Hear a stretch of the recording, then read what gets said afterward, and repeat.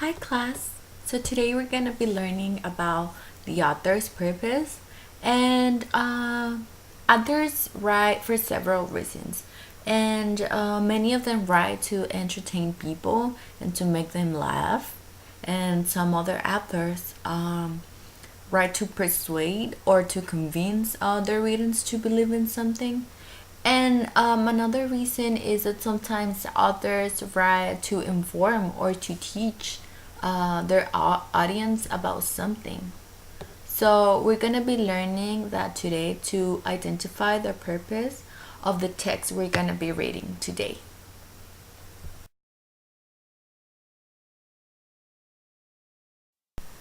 So today we're going to be reading the story about Isaac Newton.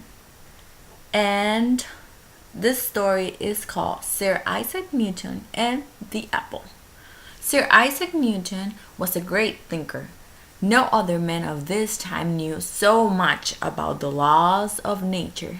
No other man understood the reasons of things so well as he. He learned by looking closely at things and by hard study. He was always thinking, and thinking. Although he was one of the wisest men that ever lived, yet he felt that he knew but very little. The more he learned, the better he saw how much there was still to be learned. When he was a very old man, he one day said, "I seem to have been only like a boy playing on the seashore. I have amused myself by now, and then finding a smooth pebble of a pretty shell. But the great ocean of truth is still lies before me, unknown and unexplored. It is only a very ignorant who think themselves very wise."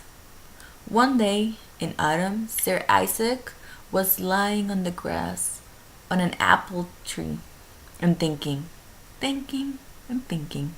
Suddenly, an apple that had grown ripped on its branch and fell to the ground by his side. What made the apple fall? He asked himself. It fell because its stem would no longer hold it to its branch. Was his first thought. But Sir Isaac was not satisfied with this answer. Why did it fall toward the ground? Why should it not fall some other way, just as well? He asked. All heavy things fall to the ground, but why do they? Because they're heavy. That is not a good reason. For then, we may ask why anything is heavy. Why is one thing heavier than another?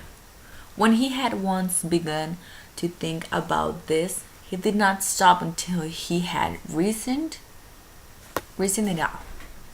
Millions and millions of people had seen apples fall, but it was left for Sir Isaac Newton to ask why they fall. He explained it in this answer. Every object draws every other object toward it. The more matter an object contains, the harder it draws. The nearer an object is to another, the harder it draws. The harder an object draws other objects, the heaviest it is said to be. The earth is many millions of times heavier than an apple, so it draws the apple toward it millions and millions of times harder than the apple can draw the other way. The earth is millions of times heavier than any object near or upon its surface. So it draws every such object toward it. This is why things fall, as we say, toward the earth. Well, we know that every object draws every other object. We cannot know why it does so.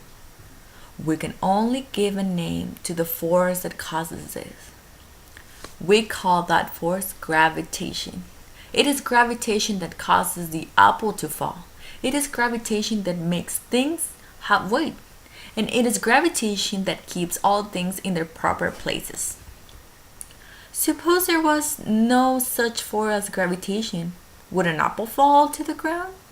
Suppose that gravitation did not draw objects toward the earth. What would happen? To you, who likes Sir Isaac Newton, are you always asking why and how? These questions will give you something to think about.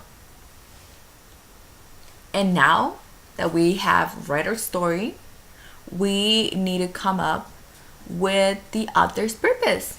So let's find out what the author's purpose is.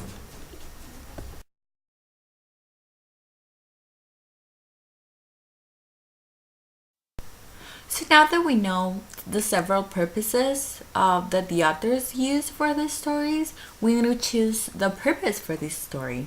So, do you think that the authors wants to persuade us?